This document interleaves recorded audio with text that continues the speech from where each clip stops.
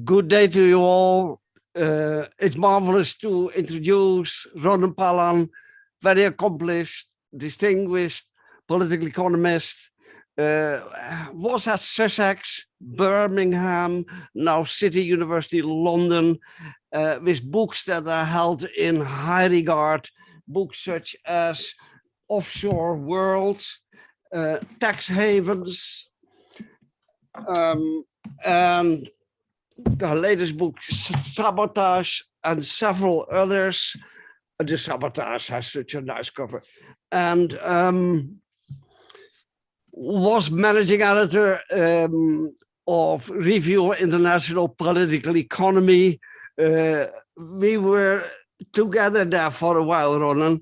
It was a good experience. And Paul Bowles, here is here, was also an editor of RIPE. I think Ronen's approach is not, it's critical, but not in a rhetorical sense, but in an investigative, forensic sense. That is the most precious resource. So Ronen, that's great. We're looking forward. We're happy to have with us also Belle Robinson, also with a great record in political economy, focus on transnational capitalist class. And what does a capitalist class do? They do arbitrage. So what a good combination. Welcome to everybody. Welcome to Ronen and Bill too, and Brad, thanks. Thank you very much. That's exactly what I do. Let me try to share my screen. Yes, do we? Yes, do you see that? Do you see my screen? Yes, looks great. Okay, great.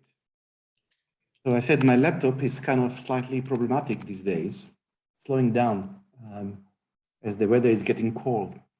It's still cold in Geneva. So what I'm talking about today is it's based on, it's at the end of a 5-year project funded by the European Union. It's called an ERC Advanced Grant, which we have focused, it was a whole team of researchers, we worked together, focused on the nature of the multinational cooperation. Specifically, the project, we were interested in studying the schemes that multinational corporations employ to avoid taxation, but not only taxation, liabilities, rules, regulation, other rules, regulation. These schemes are known by generic terms, regulatory arbitrage. And we are talking, or we focus specifically on what I would think is a subset of this scheme, and that's jurisdictional arbitrage. Arbitrage that operates across borders. Jurisdictional arbitrage can be defined as schemes that exploit gaps, loopholes, omissions in law in one country to avoid rules, regulation, taxation of another. Now, these schemes typically involve setting up of subsidiaries in different jurisdictions, often in offshore financial center, or what we call offshore financial center, like the Netherlands, where Jan is from, but not always. These schemes can produce a great amount of saving for multinational enterprises corporation in terms of taxation, liability costs. If you can reduce any forms of risk or liabilities, you can improve your financing, borrowing, and so on. They can also use to extract value from transaction because the location of registration of transaction can affect things like labor law, environmental law, and the like. They affect what economists call factors of production, okay? So if you can register it in one jurisdiction as opposed to another, you can actually extract value by doing so. So kind of that's it. What is the argument I'm going to put today?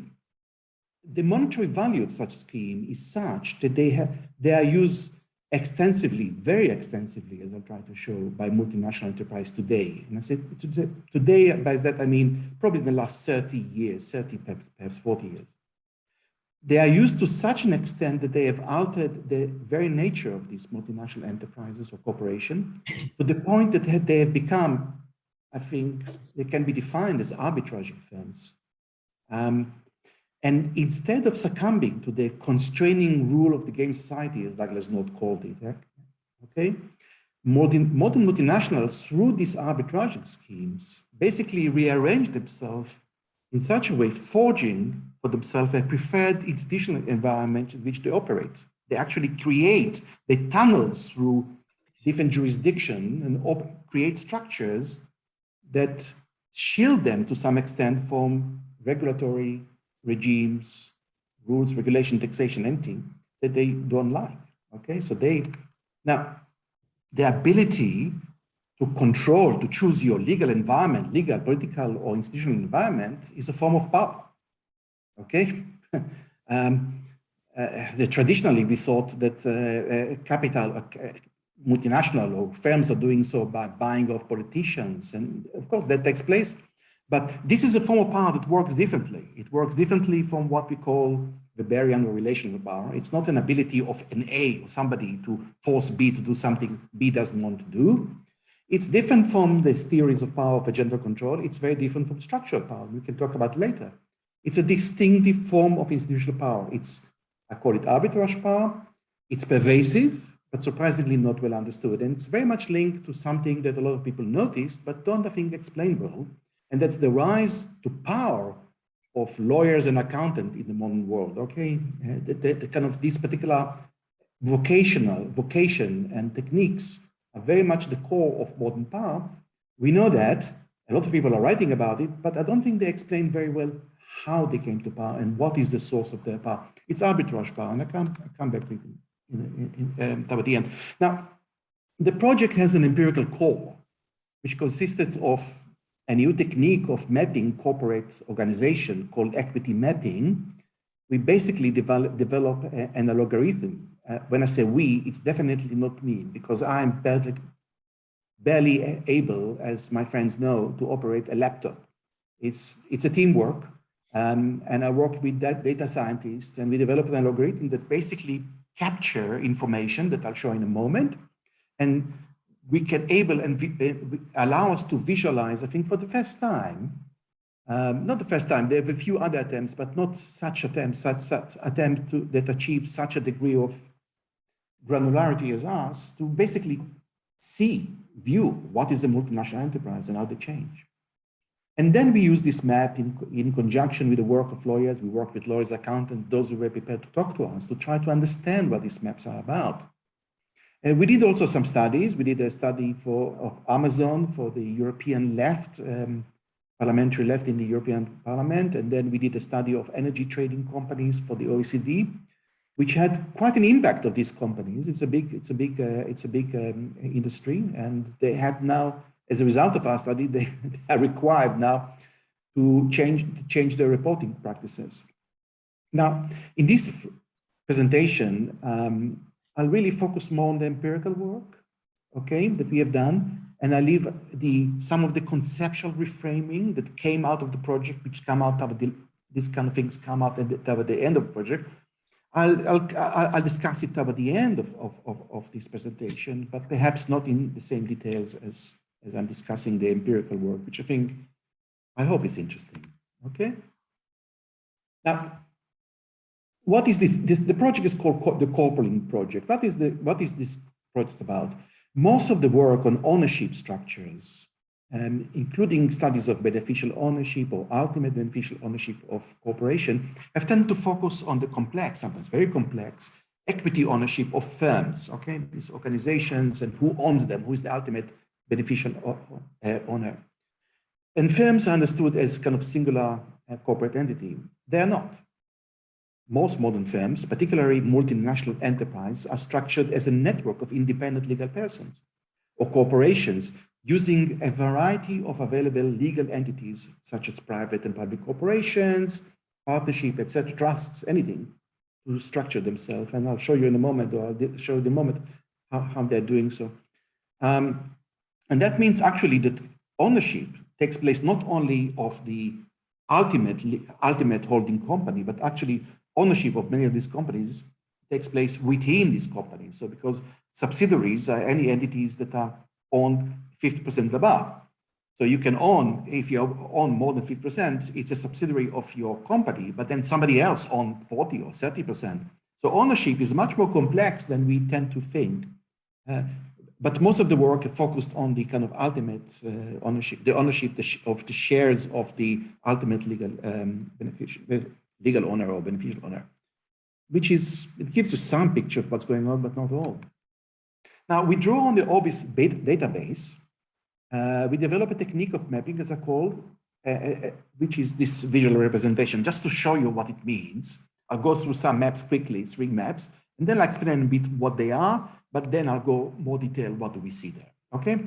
So this is a map of Exxon. This is Exxon about 2 years ago. What do I mean by map? Each dot that you see here is a separate corporate subsidiary. So this map of Exxon, probably about 900 or something, is only of its subsidiaries. I don't give you here details of which countries things located. The red dot is the ultimate, the global ultimate owners are defined. These kind of the parent company tend to be. As I said, each dot is one company. When a company, this algorithm that we generated, basically when a company is owned or subsidiary is owned by another one, but doesn't own anything else, they tend to huddle together. So as you see, there's a lot of subsidiaries, probably about 100, 150 subsidiaries of Exxon, which are controlled directly by the parent, but they themselves they don't control other subsidiaries. But then there are others, then you see kind of branches are opening up, okay? So we see kind of, this is the structure of Exxon. That's what you see here. If I have time, I'll go into this picture, this color, green and red, what they mean. They are quite significant to what Jan calls a kind of forensic analysis. But this is an EM of Exxon. This is an EM of Volkswagen. Okay, so you see it's structured slightly differently, with different dots and connections, some shared entities.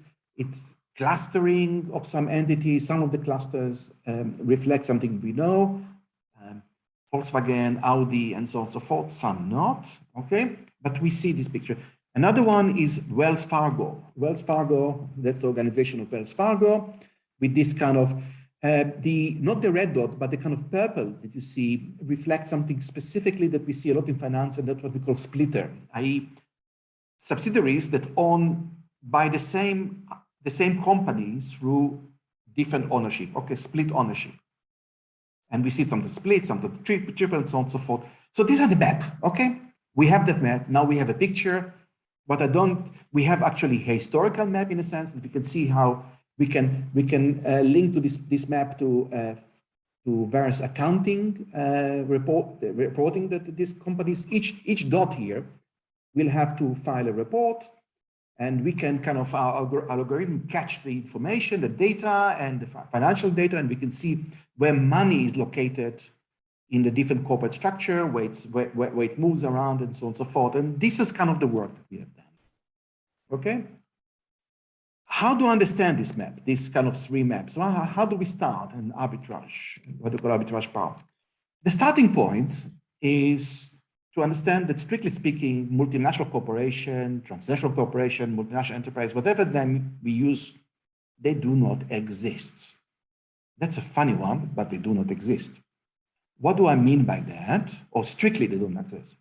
A corporation is based on one of the greatest, some argue the greatest innovation of mankind, the innovation of the artificial legal person, okay?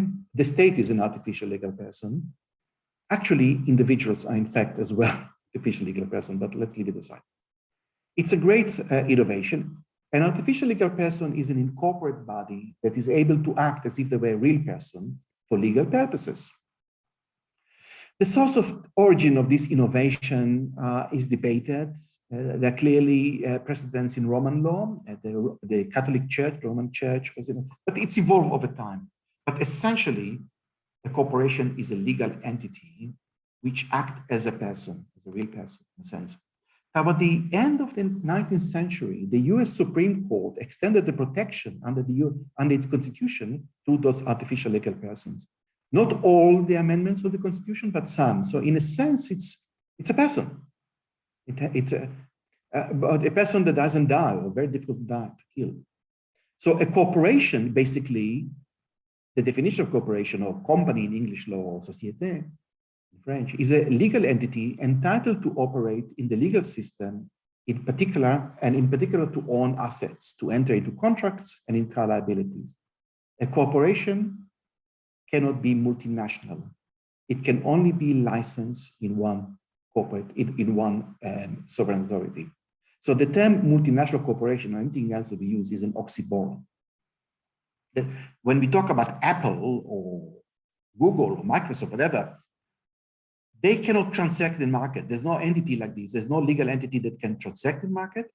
There's no Apple that can pay politician, and there's no Apple that can pay or not pay taxation. There's something else that pays, that does all these things, okay? This is a very important point. It goes to the very heart of this particular, both of this research, the outcome of this research, but also to what is kind of arbitrage power. So what is the multinational corporation? Because it would be ridiculous to say, just in the name of legalism, to say that Apple doesn't exist. It exists, but it exists in a different way, the way we tend to think about it. And I think the legal structure of these entities is very important. Is not trivial, okay? Although it's ignored, it's not trivial. And I think the way to understand what is a multinational corporation today, we need to look at kind of innovation in corporation law.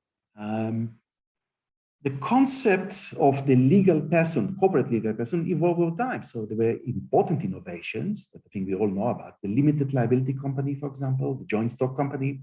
Each one of them generated a lot of reservation, concern, and each one was really associated with some regulation.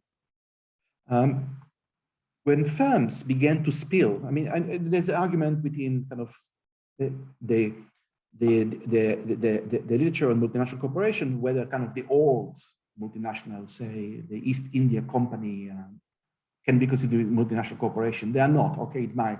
I don't want to get into debate. When I talk about multinational corporation or enterprises, really we're talking about those that emerged late 19th century. Perhaps Singer was the first one of them. Okay. Now, when companies like Singer, I think it was 1976, decided to set up actually manufacturing operation in Glasgow, Singer was the first, they really had to find a way of transacting in foreign countries. Both transacting in foreign countries, legitimizing their rights, property rights, and making sure that they can actually reap profits and redirect profit back home. I mean, it was quite a complex legal operation. There's not much written about it, unfortunately. But what we know that the first group of multinationals early on, they used systems like foreign agents or set up branches abroad. They were not really multinational in the way they understand. The branches were more, but there were a lot of problems with that, with this system that they had. Agents would tend to defect to another group and so on and so forth. There are a lot of problems with that. There was an amendment that took place in New Jersey in corporation law in 1899, and suit followed by others really changed all that. It was a crucial innovation that kind of largely fell out of the radar and not noticed as how insignificant it was, but it was an innovation. It was really, for the first time, what New Jersey allowed, it allowed corporations to own shares in other corporations. So the artificial legal person now could own shares in another artificial legal person. That's what happened in 1899. It spread very fast, okay? First of all, in the United States, this particular innovation, and then Western Europe. I think within 10, 15 years, it spread to many, many countries in the world. It's quite important. Now, New Jersey simply wanted to attract corporate headquarters to its territory. Basically, they wanted to take some of the income, taxation income of New York. That was the motivation. They didn't want to change the world. But soon enough, very soon enough, JP Morgan, actually the person JP Morgan, he kind of understood this innovation and what the importance of it, and began to kind of take advantages in creating this kind of layered ownership structures through holding companies. And that's where you can achieve leverage control. And I don't think I have to describe how you can do, but with a leverage control of few companies, you can, with 2-3%, putting actually 2-3% of your own capital, you can control 100%. There's some estimated by the mid-20s, JP Morgan controlled about 24% of US corporate assets, and Rockefeller is another 80%. Okay, and this was done through this kind of pyramidal structures. Now, other states competed with New Jersey by liberalizing their incorporation laws as well. The kind of a race to the bottom ensued very fast in the late 19th century, beginning of the 20th century, and it was largely won by Delaware. And what Delaware did, it was more about liberalizing governance law. So many people call Delaware a tax haven. That's problematic. Okay, it's disputed. There's a lot to talk. There's much more to it. It's not a simple case of a tax haven, although it's a secrecy jurisdiction in many sense. It was more about liberalizing all kind of governance law, and later on various rules and law relating, for example, to financing and dividends and so on and so forth. It became a preferred place in the United States for US firms to set up a Delaware because they were freer in terms of the restriction of various governance rules and law and reporting law. And what we see already in the early 20th century, that US corporate structure began to take shape that we are now beginning to see, or now we see worldwide, as not simply as a multi-subsidiary structure, but multi-layered structure, okay?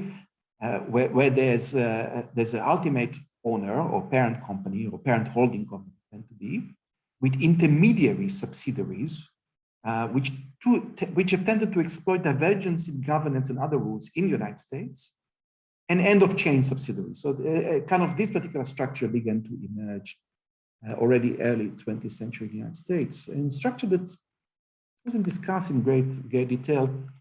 American firms began to use the same mechanisms of holding shares once kind of other countries began to introduce this law to internationalize. It became an easier system of internationalizing. They set up companies in host countries in which parents hold majority shares, 50%, 50 to 100%. These are called subsidiaries. If you hold less than 50%, they tend to call affiliates. If you are setting up a joint company with another company, then you are subject to a completely different set of rules, even if 50%, it normally not on your balance sheet. Quite interesting, quite important to a lot of data and studies that we do of this. Okay? Now, these companies that they set up in host countries were considered for all intent and purpose as separate legal person. They are separate corporations as far as the law in most countries is concerned. Rarely courts, US courts or other courts, are prepared to look at the group as a whole as one unity, okay? These unique cases when the courts are prepared to look at the group or at different subsidiaries linked to each other through equity as if they're operating in unison is called lifting the veil, corporate veil, okay? Courts are prepared to do it sometimes on rare occasion, but generally speaking, no, they are considered to be a separate legal person in law. And that meant they can raise funds in local markets, they can sell bonds, they can sell shares. They also protect parent from certain liabilities because it's a separate corporation from the parent as far as the law is concerned, okay? And as a result, this parent subsidiary model became very common. It became the structure that most multinational enterprises are using today. So what is a multinational enterprise?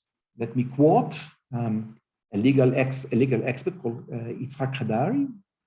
The typical multinational enterprise, they say, is a cluster of separate legal entities in several jurisdictions, which exist only if the laws of each jurisdiction recognize them as legal entities. The M&E is a business and economic creatures, and the usage of that term is presently found only in those fields. Okay? So actually, the M&E, or the term, the business organization, we use the term the firm in economics, we use the term multinational enterprise, transnational. These are terms that are used in certain fields to describe something, describe this organization, but actually, legally speaking, they don't exist. And that's very significant, as I've shown. And of course, these are dynamic organizations that evolve over time. They evolve because rules and law relating to the nature of entity, of course, change, and countries innovate, but they evolve for other reasons I'll show in a moment. Now, let's talk about tax avoidance, for example, the thing that we talk about quite a lot. Okay, so the focus of tax avoidance research with regard to multinational enterprise has been on the techniques of transfer pricing. What do you mean? A company set up a subsidiary, an American company, say, why American? Could be other company. Subsidiary, say, in zero tax jurisdiction, say Bermuda, Coca-Cola. I don't think Coca-Cola is still doing that. I'm not sure to Bermuda. I haven't looked at Coca-Cola for a while, but let's just Coca something. You set up a subsidiary in Bermuda. It's a zero tax jurisdiction, no corporate taxation, no value added taxation, no capital gain. You assign most of your patent or property rights to that particular subsidiary, rights of intangibles like trademark and so on and so forth. That subsidiary charges franchise in Britain quite a lot of money for the use of the rights, property right. And the result is that the franchise or the subsidiary or the group of subsidiary in Britain actually end up showing very little profit, if at all. In fact, most of them are losing money.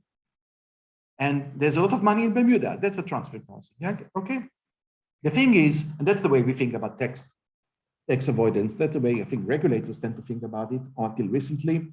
The thing is, there have been change in the world and various anti-regulations rules were introduced for the last 50, 60 years. And in that sense, they were quite successful. It's not unheard of transfer pricing, but it's not the main vehicle of tax avoidance. Today, there are much more complex and convoluted techniques have evolved, which we call jurisdictional arbitrage. And they work very differently. I'll give you an example, quick example of Apple. So this is Apple, not a very complex company. And I'm talking about the thing there at the bottom, a structure that operates through Ireland. And one of the SPV that I'm talking about is the dot that kind of control that particular structure. The structure actually operates in about 14 companies altogether, this particular structure. And it's changed, by the way, since the congressional report. Now, basically, what Apple did is not really relying on so-called Ireland being a tax haven or low tax jurisdiction, as most people think. It's incorrect. They relied on something else, and that's what jurisdictional arbitrage does. They relied on the fact that legal persons, individuals or companies establish contact with countries that define the tax status. It's called the nexus rules, okay? So for example, I'm not an American citizen. I don't live in the United States. I don't stay, and I don't have any contact. There's no contact between me and the United States. I'm not a US tax resident, although I may pay tax in the US for my books and so on and so forth. There are a certain degree of contacts. The thing is that countries have different rules of taxes, okay?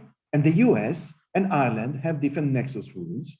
And the way, not going into detail, I can explain later, but the way what Apple did is basically arbitrage the tax rules in a way that it created SPVs in Ireland, controlled from the United States, probably, by the way, also from Bermuda, just to be on the safe side, and that didn't achieve the requirement for tax residency in Ireland. So these companies, these two SPVs were not tax resident in Ireland. They were not tax resident in the United States because they were not in the United States.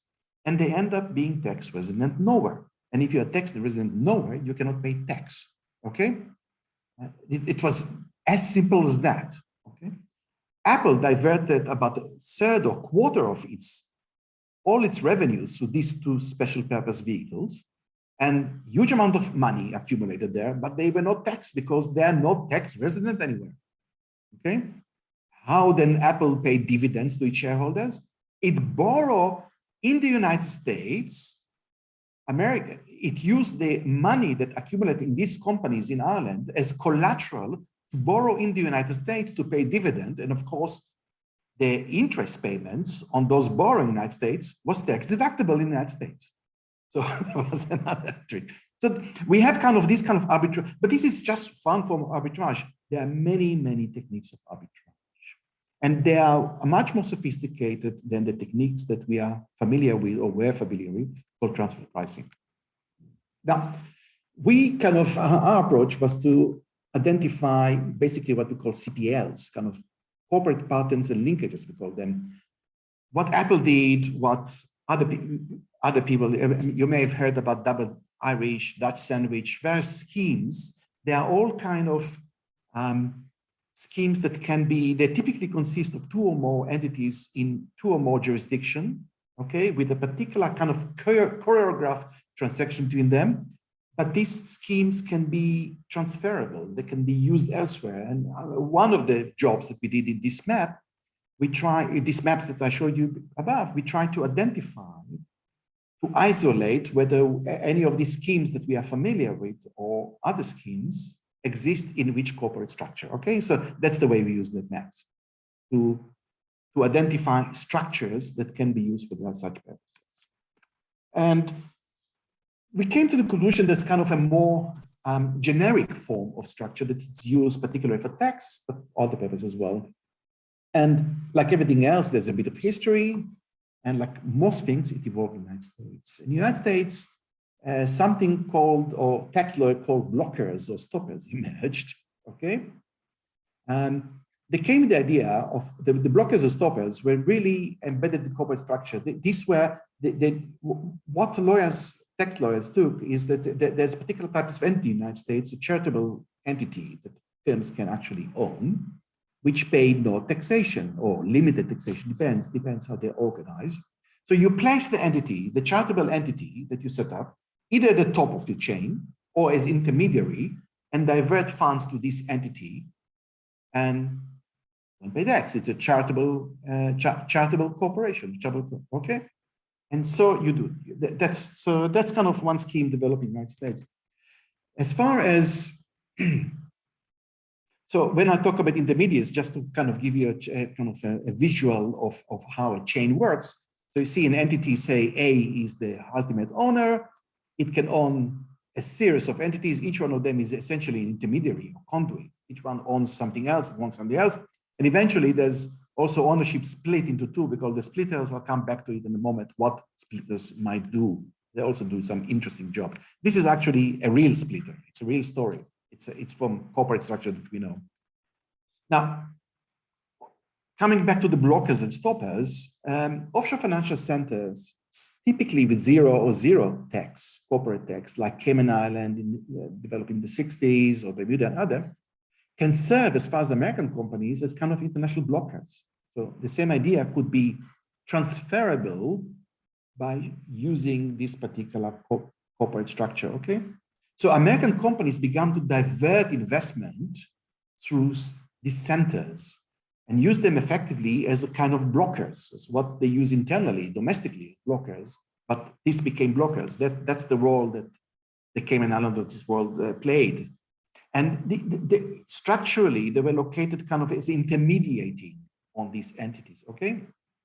And offshore financial centers began to compete with one another, not only by offering zero taxation, because quite a few of them did, and it was impossible to go less than zero, but targeting other aspects of corporate governance, rule of liabilities, you name it.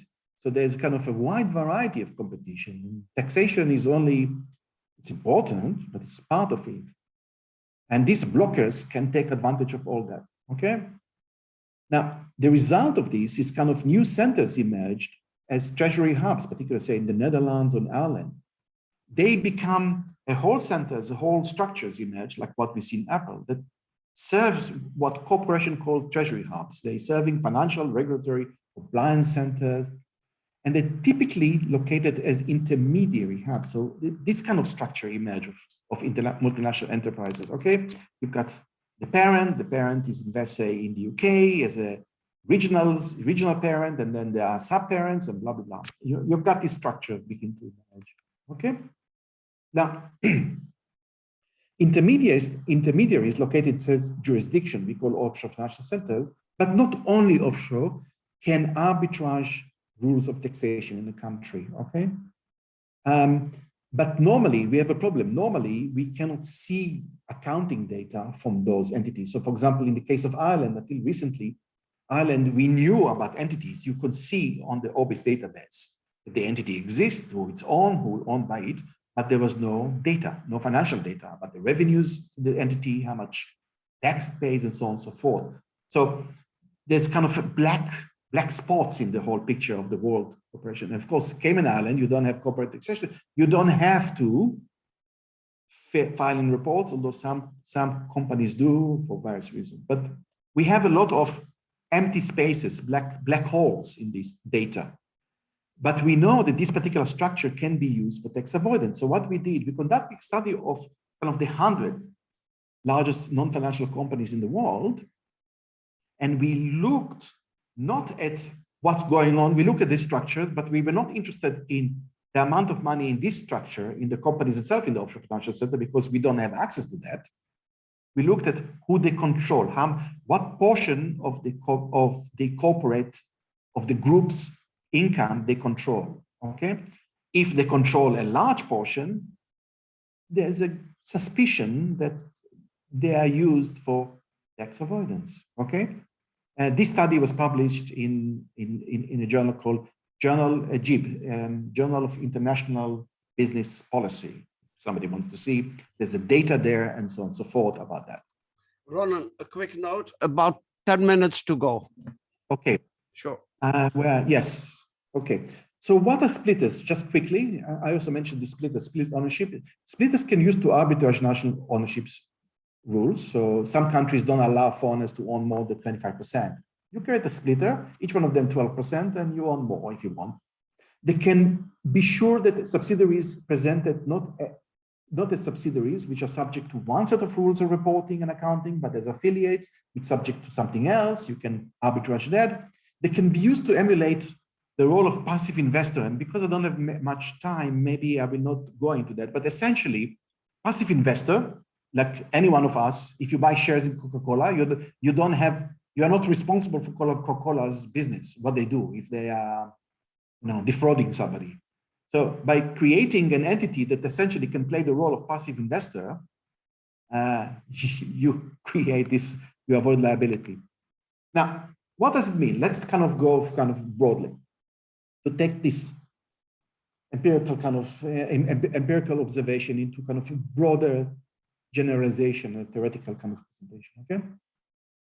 It seems that the M&Es are taking advantage of the parent subsidiary model to construct an entity that responds to regulatory environments. And they're arbitraging rules of one country against another. Taxation is only one. I always emphasize that. They construct in effect a kind of transnational, transversal channels so they can operate in their preferred regulatory environment. They also create what we call opportunity spaces. What we mean by that, they're not simply structuring current transaction, but trying to anticipate changes in regulation, create double hedging, and so on and so forth. So the structure becomes so complex, the structure described, it's partly a hedging structure, hedging for different political system, for any individuality. A lot appears of what they've done as a phantom investment. That's the way the IMF defined it, but it's wrong. It's right and wrong. They are phantom, but they're serving various purposes. And as I said, not only taxation. And that's kind of question who is being regulated here, because regulation is mostly focused on the multinational corporations. In our work with the OECD, the head of this project at some point turned and asked us and asked the whole group at the OECD, so who the heck are we regulating, okay? Firms have a considerable way of basically determining the narrative they construct about themselves to the market, to investors, to regulators. And in fact, some banks came to us and asked us, could we help them to unpick the story that firms are telling to the markets? Because this story they know are incorrect, but they don't know how they're not incorrect, okay? So in a sense, business use arbitrage not only for taxation and that, but actually to create some narrative about themselves for the market, for the regulators. And the structure, the story seems to be supported by numbers, okay? But the numbers are being arbitraged through these techniques that I'm describing. That raises an issue of the boundary. We tend to think of firms as have a boundary. It's a firm, it's an entity, but they don't. We think that management would know at any given moment in time what is in the firm, what is out, or what around the course called what they internalize. He claimed that they internalize and they work differently for market. There's a market section. That's not the case. It's a misleading metaphor of modern M&E. Those boundaries are not arbitrary, but they are a function of the rules of governance, disclosure, and diverging accounting rules. And there are different inconsistent accounting rules, okay? A group can and do arbitrage those rules, and the numbers can be real, but can be wrong. But and mostly I'll take them with a pinch of salt. To be an example, a quick example, Apple's biggest subsidiary in terms of turnover, and that's the one in Singapore that mushroom into revenues of over $60 billion a year, is not mentioned in Apple's K10 submission, okay? Doesn't exist, doesn't mention. And simply because Apple is arbitraging the definition of revenues in the K10. You can even go into that. So kind of to end, what does it mean, all this? And the question of power, and I promised that I'm not going to talk too much about the conceptualization or the framing, but mostly about the empirics, because I think the empirics is the one that gives you kind of the background, the understanding of what we're talking about. So firms, how they can react to political system, how can they react to politics, to regulation, to rules? They can, of course, they can voice concern, they can employ lobbyists, they can buy politicians, they can capture political system, they can do that. Cost money, time, you have to do that, and they do that. They can exit, okay? It's voice and exit. They can exit. They can decide, you know what, rules or regulation in this country is not good for me. I'm leaving. I'm going elsewhere. And unless you change the rules, unless you offer us something. But they can also arbitrate, okay?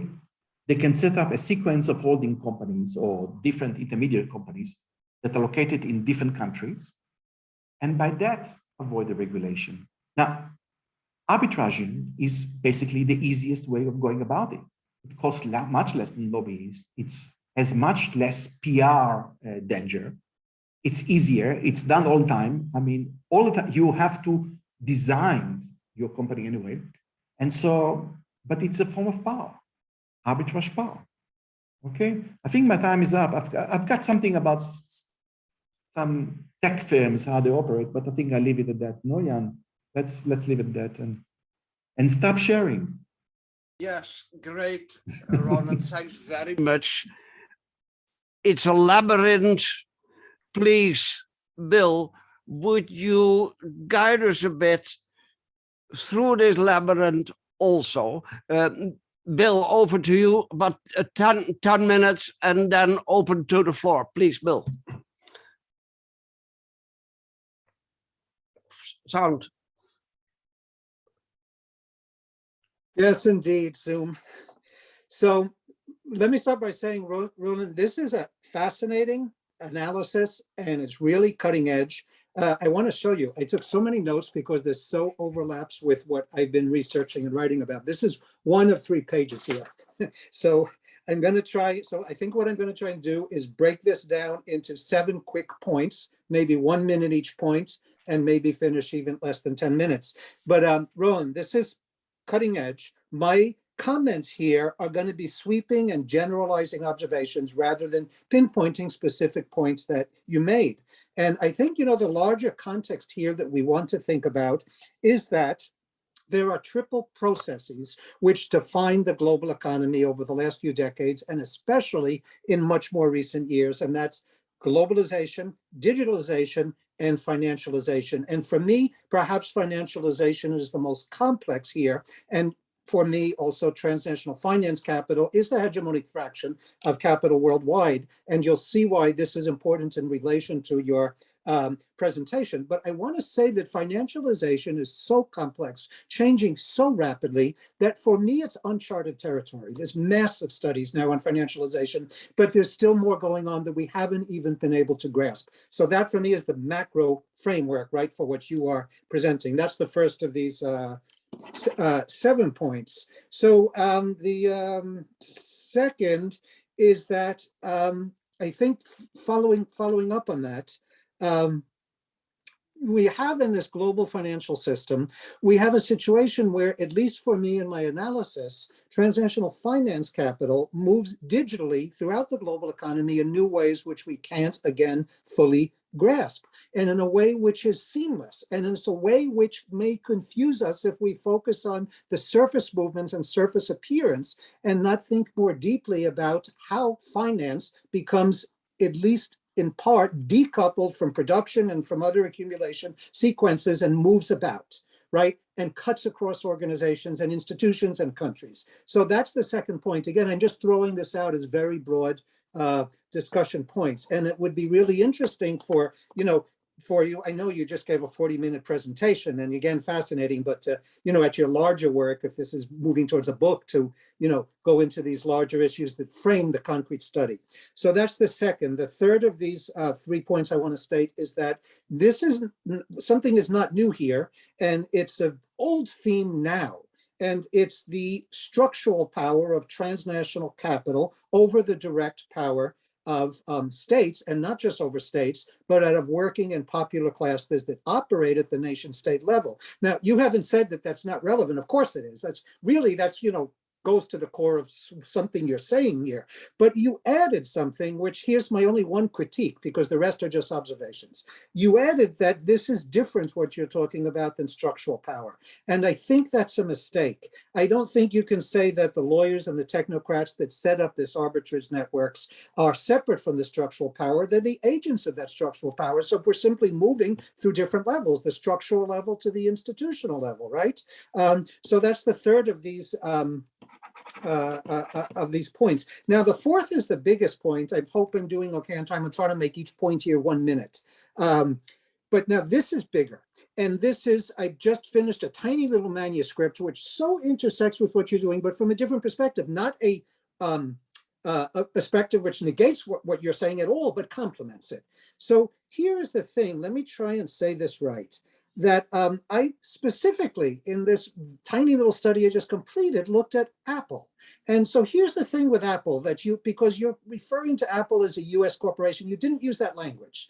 But I mean, I think it's very hard, given the movement of finance and the appropriation by transnational movement finance of values, and then moving those values all around the global economy in ways which in part are invisible, means that we have to interrogate this more. And so when I studied Apple, because I was looking at the Apple global chain, right, and how Apple appropriates value from these different circuits, you're doing the same thing here.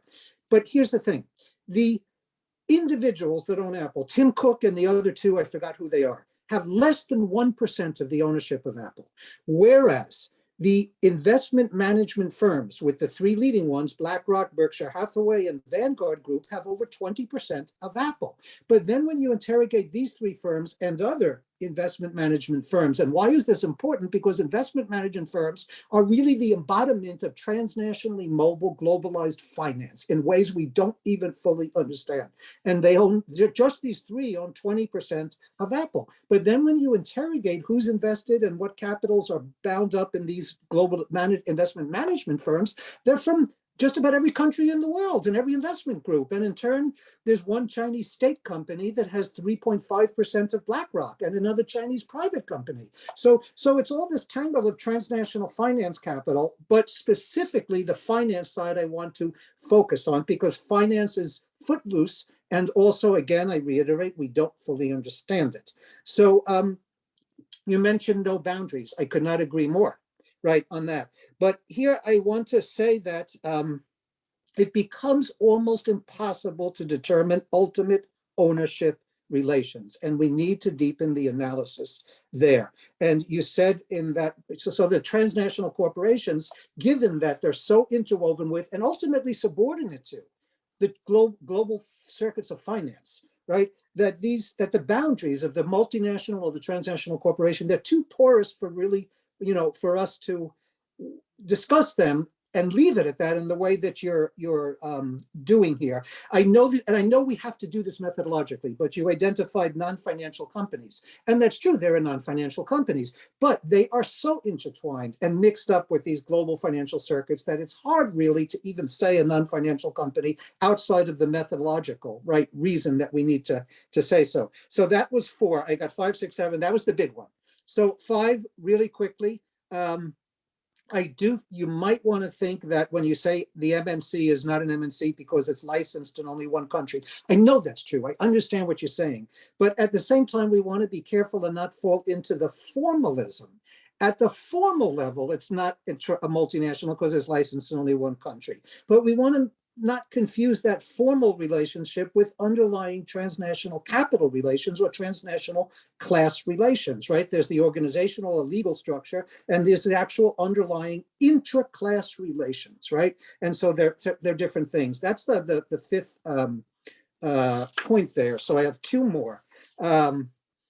And I'm going quick. And by the way, if I'm jumping in and look so excited, it's because you really thought-provoking analysis. So where is 6 on my notes? Okay, so I know you know this also. Again, this point is just simply framing the largest discussion we've been having for 3 decades now or more, framing the larger discussion in which you're presenting the study.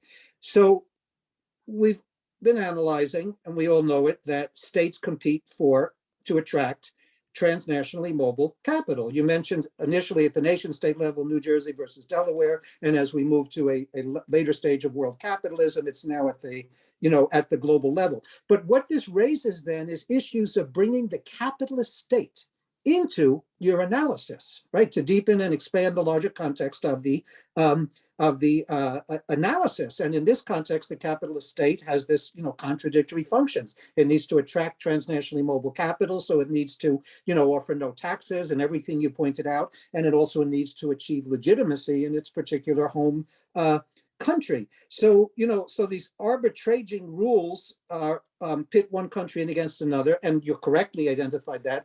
But I think that forces us to more deeply think the capitalist state in the context of this globalized circuits of finance, and we haven't done that.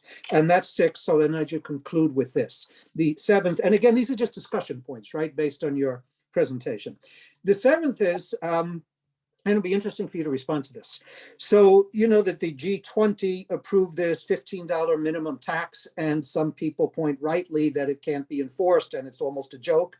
But nevertheless, there's a larger story here. And the larger story in my analysis is that one sector of what I refer to as the transnational elite, the more quote unquote, enlightened sector, that sector which is analyzing that global capitalism is in deep crisis. It's in a structural crisis, it's in a legitimacy crisis, and that it's really necessary to try and re-regulate global markets. National regulation is not possible, but global regulation, right? And so in order to save capitalism from itself, from its own structural and legitimacy crisis. And so you've pointed out the complexities, or you've suggested things which mean that re-regulation or regulation of global markets is incredibly complex. And, and it's a tremendous challenge to those elites that want to see a regulation of markets. Okay, so I'll end with that. It would be curious to see, how we analyze this $15 minimum tax and what it means for challenging these arbitraging processes that global capital is able to, impose. Anyway, of course, there's a lot more to say, but I think that's 9 or 10 minutes. I kind of lost track. So thank you once again, Ronen, for incredibly stimulating and thought-provoking presentation. Thank you very much. Ronen, excellent. Bill, excellent. Thank you very much. I see now, if we go directly in discussion, Ronen, if you like to pick up on Bill's points, you do that in the process, maybe. Here is a point by Henk Overbeek, part of a Dutch sandwich, I'm sure. And then Nelson also raised a point. Henk, over to you. Unmute your sound. Yeah. I'm unmuted, but the question is clear. I pick up on what Bill was saying as his fifth point.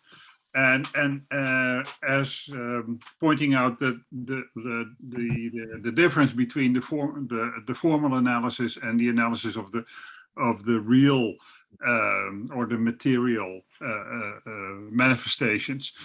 And ultimately, in my view, but that's a question, to what extent does this also affect our understanding of the basic concept of capital as such? And perhaps, Ronen, you could a little bit reflect on that. Okay. It will not be easy for me to answer all these questions, certainly not within kind of 2-3 minutes. What I would say is the formal, okay, the law is the real, okay? The rest is construction that we impose on that. So for me, there's kind of an underpinning structure, social technology in which we create what we create a social life, and law and accounting are these underlying structures that I'm looking at. Now, I think coming back to kind of the main point of Bill, which was very good. I mean, I've got issues with the term financialization, and I don't want to get into it. It makes sense to me only if we agree that the processes took place in late 19th century and not in 1980. But that's by and by. But I think, Bill, you are really focusing on what happened above, in a sense, the ownership of the global ultimate entity. Okay, so I assume that the analysis you've done on Apple is the share ownership of what we think is Apple. Now, to give you kind of an anecdote that will kind of clear what it means here. As I mentioned, subsidiaries sometimes own 100%, but sometimes less. So we discovered a particular structure of entities located, held in BVI, has a name of one type of an apple, that the rumors are that are controlled by Apple's CFO, okay? And they just own 1 or 2% in about 40 of Apple corporation companies, okay? So when you think Tim Cook has only 1%, actually there's another structure going on there, which people don't know about, which our analysis can discover also by chance. And it's interesting to know what the structure is. So there are kind of structures inside, okay? So the studies that we have conducted so far, we assume the firm, whatever goes inside is not that interesting. Okay, it's a management issue. We are looking at what's going on in the ownership structures of shares. And I agree, it's very interesting. But I also think that's a lot of interesting thing going on in this vehicle we call the firm, okay? And so what it says about the nature of capital, it will be a big jump for me, Hank, to jump from this kind of empirical understanding of how corporate structures are set up as a way of avoiding regulation to the bigger question of capital. If you want kind of a two-sentence answer, we live in a world of intangible, okay? What we call wealth is based mostly on anticipation of future earning. This was a transformation that took place at the same time at the rise of this multinational enterprise. So capital is two things to me, and I'm Veblennian in this sense. Capital is human knowledge, technology, know-how, beliefs. Okay, that's bodily capital. And capital, the wealth, what wealth describes is what we as society, it's a very profound, I think profound, but simple, but strange term. It's what we think the future is going to be.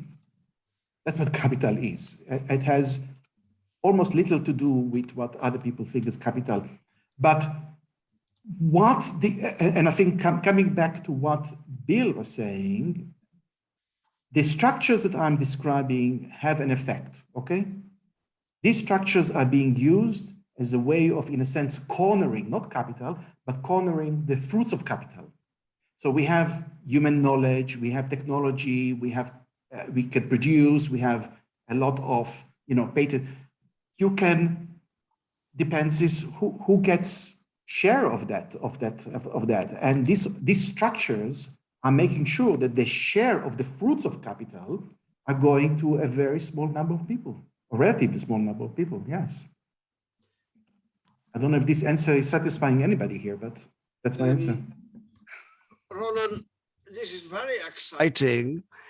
And the structures you're talking about are layered, and our tools of analysis, our discourses, are also layered. And sometimes these layers, they mix up. I now see, so yes, some things remain unsatisfactory by their logic. I see questions by Matt, then please Marcus, then Mariah, then Ali. Matt, Marcus, if you combine these questions, Ronen, please, Matt. Yeah, thank you very much for the really fascinating presentation. And also I was really intrigued by kind of these visuals that you presented. I thought it was really helpful in trying to kind of track down these different nodes. So the question I wanted to ask was on kind of the generalizability of what we're talking about. Is this really specific or unique to American corporations, or is this behavior kind of seen among European conglomerates in China, kind of all throughout the world? So thank you. Can I answer quickly? It's not worldwide in the way that we think. It's actually more bizarre out there in the world, okay? It's more bizarre in a sense that, yes, American corporate groups take this shape, European as well, and many of the Asians. But for example, Chinese groups are not organized quite often, they're not organized as groups the way we understand. They present part of them is organized as a group, the way we understand, but some of them actually operate in another sphere altogether. This is something which is incredible. And I don't want to take too much time, but we discovered in the work for the OECD, we looked at a particular large trading entity called Sahara in Africa, in Nigeria, okay? This is the gold child in Africa, successful company, trading about $10 billion a year. You can see, they have a reporting, they have a beautiful website, and so on and so forth. This company doesn't exist. It doesn't exist in the sense that there's no Sahara. There are different companies or corporate owned or controlled by different members of the board, but there's no governance structure. Okay, so money has no tracing there. Nobody's controlled, and Chinese companies doing the same. So even our notion of what a corporate group is about is Western, it's based on Western ideas and Western thing. And I don't think we realize to the extent to which companies from different, basically do not follow this particular, but take advantage of rules and arbitraging. But this is kind of new research that we hope to get into. Okay, I don't know if that answers. Marcus, Mariah, Ali, and David. Marcus, please. Briefly, now, folks. Thank you. Yeah, please. Thank you so much, Ronen. This is all brilliant and incredibly important. The one question that I really like to ask you that sort of pushes a little bit maybe beyond is about how can we go about creating a kind of a new regulatory framework for this new kind of an arbitrage power. You as an expert, that you are at the forefront of all this research, where would you identify possible openings, possible strategies, or best pathways besides social movements and their affiliated think tanks, and maybe once in a while a temporarily progressive nation state government that helps to push? What role would the United Nations play in this? So where do you see openings or best pathways? It's a fantastic question, and my answer is I'm thinking about it a lot, and my team is thinking about it a lot, and we have no answer to that. Part of the answer, in a sense, in a discussion that we had with OECD. OECD is about 4,000 people, okay? OECD is a big organization. We worked with a particular unit in the OECD. Is to understand that regulation is not, by regulating, you're not necessarily achieving what you want to achieve, okay? It doesn't mean You have to go for what we call smart regulation, whatever it means. But it's a big question. It's a big, because any regulation simply generate another arbitrage and unanticipated, things that you didn't anticipate can happen easily. I have no answer to that. I simply didn't manage to reach that point, in kind of, as you do a project, I think somebody mentioned that these maps, initially when I saw these maps, boom, this was 4 years ago. And I think Jerry, you were at City when I showed you this map. We didn't understand what we're seeing at all at that time. We just didn't, okay? But it was amazing. So it takes a while, but you're right. At the moment, I don't have an answer or even beginning of an answer, but but I hope that collectively, if we can publish this work, and thank you very much, all of you, for saying such a wonderful thing. I can tell you that in my field of study, I cannot publish this stuff. No editor is sending it out to reviewers. I simply cannot publish. I was declared non-IPE, International Political Economy, so far. The last 5 years, I didn't manage to. Maybe I'll manage in the future. So it's cutting edge. I think so. I think it's very interesting. And I think it's political economy. But at the moment, editors are not prepared to accept that.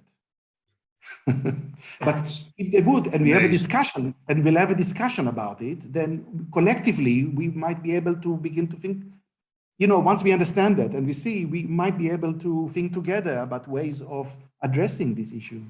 I certainly remember, Ronen. I'm also an editor. At some point, I want to step in there, please. Mariah wants to raise a question. That's also regulation. But how does this relate to next week's theme, ESG and corporations? Mariah, please.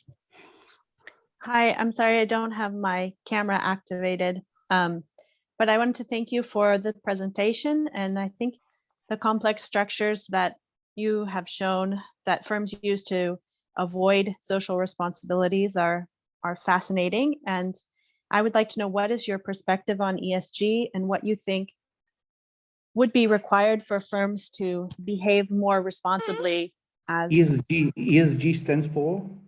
Environmental, social, and government. Okay.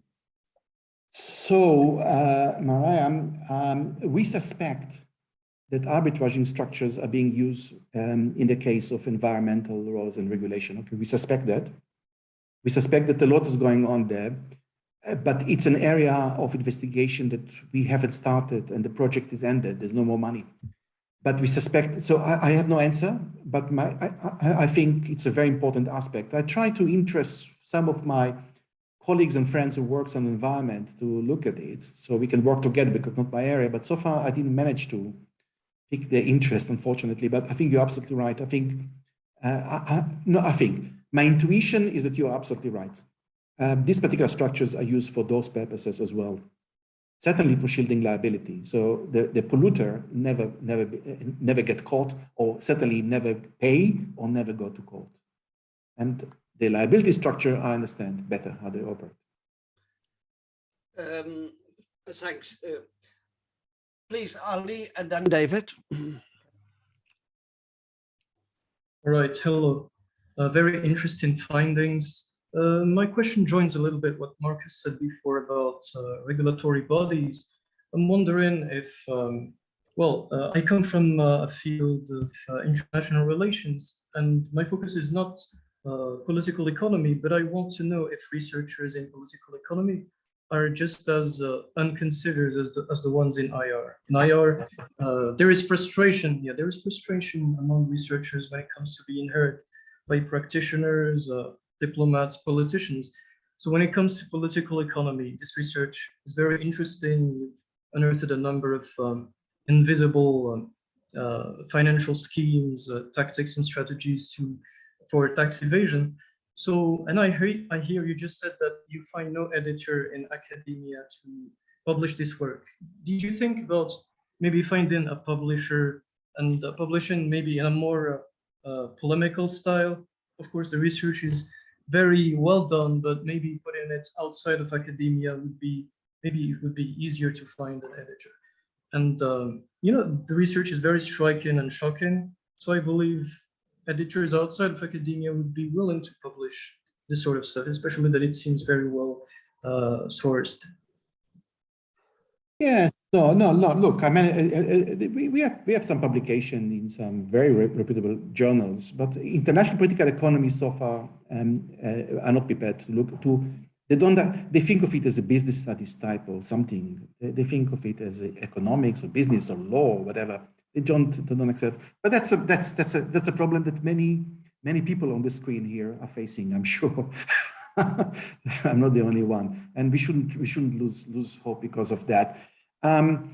There is a bigger issue, which I find. I mean, we all know, and everybody, most of our universities and departments are calling for interdisciplinary research. But actually, it's very difficult to conduct a truly interdisciplinary research, and certainly to publish it. So our academic structure of promotion and development is not encouraging an interdisciplinary work. So I know that I'm working with some accountants, and so it's surprising to me. They thought that this work can be revolutionary in accounting. How come? I mean, that's what business school teach, okay? Accounting department, business school, that's what they teach the students, how to arbitrage. But accounting, a scholarly work in accounting doesn't work at the subsidiary level. They work at the consolidated level, at the other story. But my friends in accounting, they have a problem, okay? It's very interesting, and they agree with you, but it will not advance their career, okay? And the same, so there's a problem, and I think many people encounter that, and I think, but you know, we shouldn't give up. That's my view, and that's it. David, please. Yeah, thanks, Jan. Ronen, I found your talk to be really terrific. You know, I learned so much. Thank you. I'm really appreciative. So these multinational corporations, as you suggest, are enabled through things like slippery arbitrage politics to move seamlessly across the globe and to get essentially what they want. And it's in a way a new organizational order that we're looking at here. But what I did not hear from you was the constraints and the constrictions that these organizations have with respect to getting their way.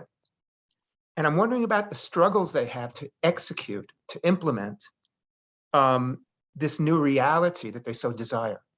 And if you could give some comments about that, that would be fantastic. Okay, so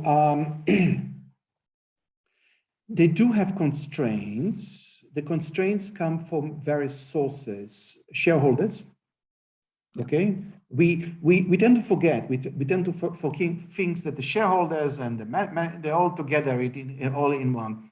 But shareholders are very suspicious of management, what they're up to. And the more corporation creates opaque structures, the more some shareholders are very, very concerned, okay, and are pushing against it. And I think this is at the moment the major constraint rather than state regulators. Right.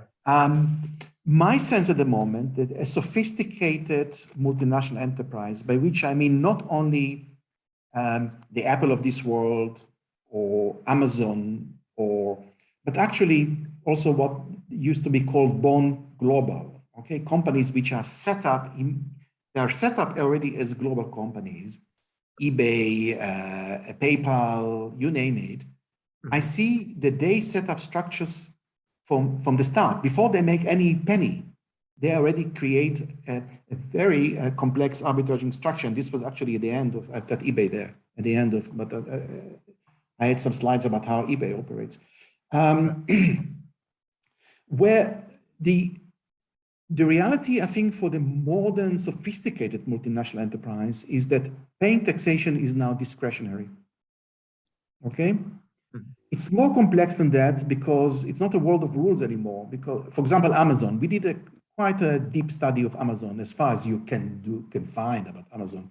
Information is very difficult information. We have to rely on their numbers. They don't pay tax. That's not entirely true because countries along the globe simply impose on them tax and say, you pay that, and that's it, okay? Which is nothing like what we think as rules of taxation, i.e. you have to demonstrate how much profit you made and so on and so forth. And so Amazon does pay something in terms of fines and tax, but paying taxation is a discretionary act nowadays. But Some companies are not happy, you know, with the potential PR effect of that. They are very concerned about it. So, for example, our work for the OECD on energy trading companies that demonstrated that the independent energy trading company like Glencore and Transfigura and others, together it's a business translating about $1 trillion a year. So 5 companies are quite large, that they're operating entirely the most opaque structure that we ever came across. Okay? Right. They didn't like it. And Glencore now last year actually came with declaration. We are reviewing all our holding and structures, and then we are going to simplify it, and we are going to eliminate as many of our entities in Tax 7 as much as we can. Not because they have to, okay, but because of public concern, worry about that if they don't do anything, you know, in the future, some regulation, some hard regulation come their way. It's a conversation, okay? So nobody lives freely, but they achieve a degree of freedom from the regulatory environment that you and I are subject to, that Douglas North lived in, okay? Douglas North and the economists lived in particular regulatory environment. They achieve a degree of freedom and discretion in that regulatory environment that is unparalleled.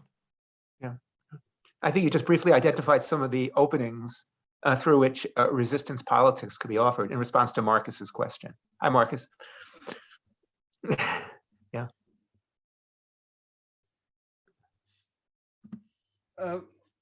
Please, can I step in for a minute? Okay.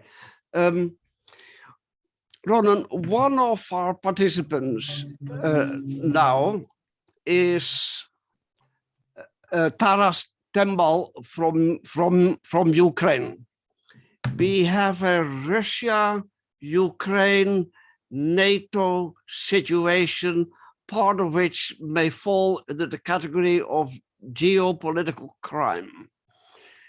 Part of what you are discussing falls into the category, may fall into the category of geoeconomic crime. And there are false stories going about in which all the media, quote unquote, Western media, are full of Russian aggression, invasion, etc. Well, actually, what is happening is that there was a Minsk agreement, an accord giving some autonomy to Eastern Ukraine and to Donbass region, which completely disappears in the media stories. The wider problem is that the species has become capable of so much sophisticated camouflage, deception in international relations, in international political economy. It is staggering, and our, let's say, 19th century modes of discourse and analysis and theory need a reworking, a retuning to be able to even begin to address this and come to questions like regulation and so forth. We need to reinvent and rework language itself, the language of analysis. What do you think, Ronen? Okay, so look, yes, the world is complex. The world is very complex, and it's our job, first of all, to leave the trivialities behind. And a lot of our colleagues are very interested in trivialities and showing off their technical skills, but not asking, I think, deep questions or interesting questions. So, and once we do that, it's our job to communicate it, okay? And not to blame journalists that they don't understand us. It's our job to communicate, and we are not very good at communicating, and it's not an easy job, as you know, to do that, but it's our job, and we have to work on it. In defense of the media, I'll give you an example. We did some study with Financial Times about Apple, about that didn't come out, and it didn't come out because they came with the papers, we came with ours, and they corresponded. Okay, so what they found behind and what we found corresponded. But Financial Times need 3 independent verification. We had only 2. So they wouldn't publish it.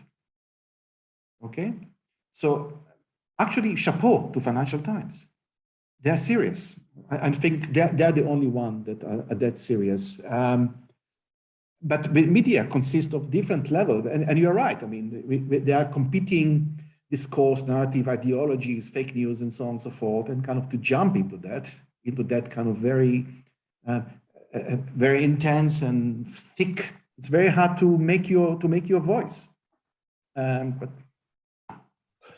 yes, if we, sure.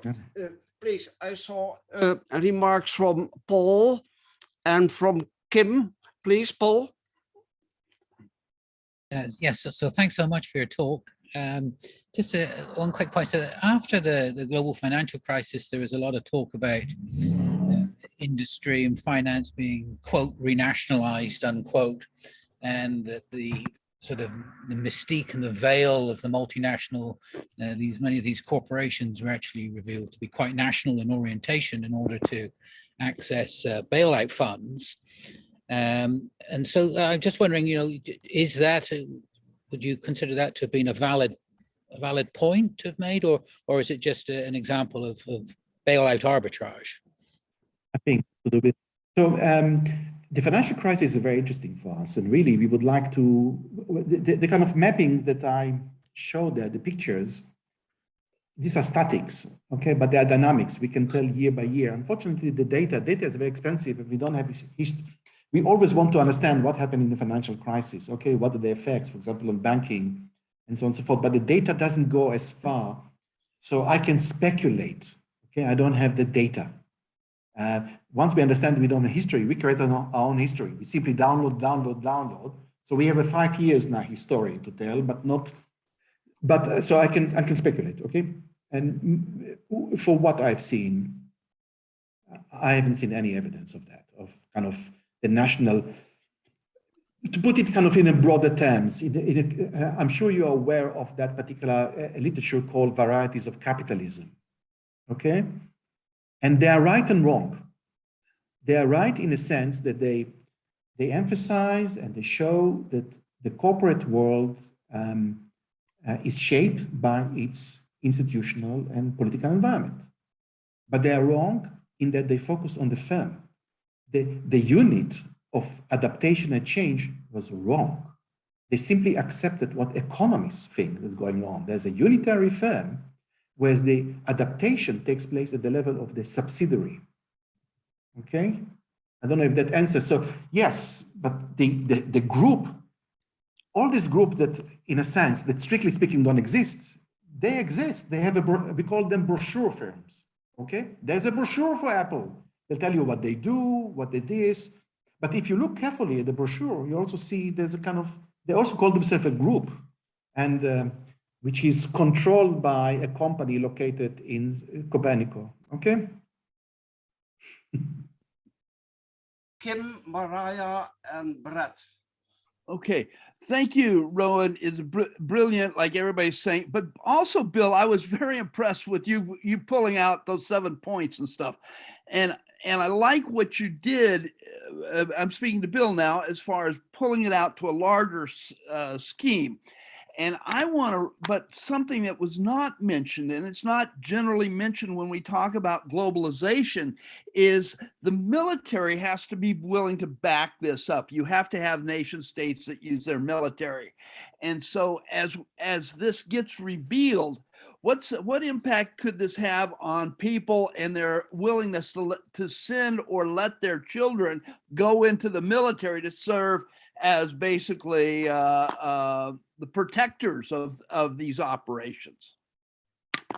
Okay, this operation operate, there's a level that we tend not to think about. As I'm coming from political science or IPE, we are not lawyers, okay?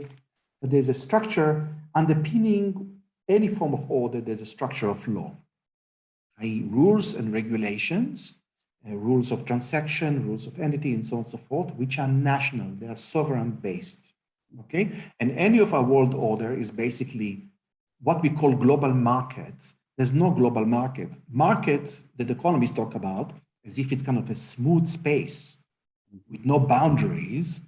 It's an abstraction. It doesn't exist. The real market that most of us have to deal with, and certainly multinational enterprise, is a market divided into segments of different authorities with different rules and so on and so forth.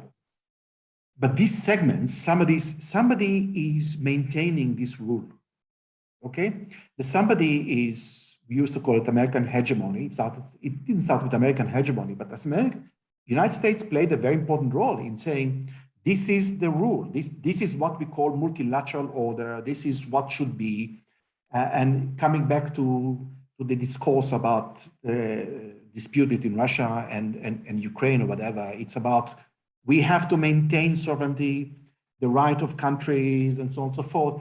These are important, okay? Without that, now every transaction, every economic transaction takes place in two realms, okay? Every purchase of a good, when you buy something or buy a service, you also exchange property titles. So every transaction is a legal transaction, and a legal transaction which is sanctioned ultimately by states, by rule of states. So that relates to all what you guys are saying. That relates to an order that perhaps those who are arguing for those orders, perhaps they don't drill into the structure of transaction itself and the way the economy operates, but they understand that this is the order, that without it, something else will disappear. And we have to maintain it, we have to support it. What I'm saying is that we have a group of people who are they're paying lawyers and accountants, but they are part of it. And Bill is correct to mention, of course, the big investing firms, these elite investing firms. I would also put big consultancy firms and others into it. They have learned to use those rules that exist, that most countries are committed to them. They learn to use them against themselves, against the rules themselves. Okay, they managed to do that, and that's enormous power. And that's not structural power as far as I understand. So structural powers build, I mean, there are different interpretations of structural power. The way I understand, for example, Susan Strange, okay? So we have a bank like Lehman Brothers. Lehman Brothers was not even one of the top 20 banks biggest in the world in 2007, okay? Lehman collapsed, the whole world economy goes into, and just because of Lehman. And Susan Strange, I think, explained rightly, or at least had the intuition, that it's not because Lehman has so much power. It's because Lehman is located within a particular network, and the nature of the network, a financial system, and it's interrelated with other network that really exaggerated its power to such an extent that even a Lehman can bring the whole world economy down. That's what I understand by structural power. It's not a Weberian power. It's not agenda control. That's what I understand by structural power, okay? So when I say arbitrage power is not structural, I mean, something else is going on here. Something else that a very small group of people actually benefit for. You pay for it, it costs money. You need resources to do that. And that something else is a different form of power. It's an arbitrage power. It's pervasive, as I said, but we tend to, certainly, as I come back to, again, my colleagues in political science believe it doesn't exist, so. Ronen, thanks. I think that the questions of Mariah and Brett are a bit more practical, methodological. They can share in correspondence with you later. Ronen, I want to thank you very much. This gives a lot of nourishment for thought. Bill also very pointed points, and thank you all colleagues for your participation. I think this is a lovely occasion. Thanks very much, everybody. And Brett also, thanks for posting the article. Thank you, Jan. Thank you. Yeah, thanks everybody for joining. Next week we're going to be hosting Stanislav Shechnia, who's going to be talking about ESG and corporations. So would be cool to see you all there. Thanks everyone. And we are at the end of Davos week, so there we go. Thanks. Thanks, Thanks. everybody. Bye. Bye-bye. Bye. Bye, Bye. Ronen. Bye.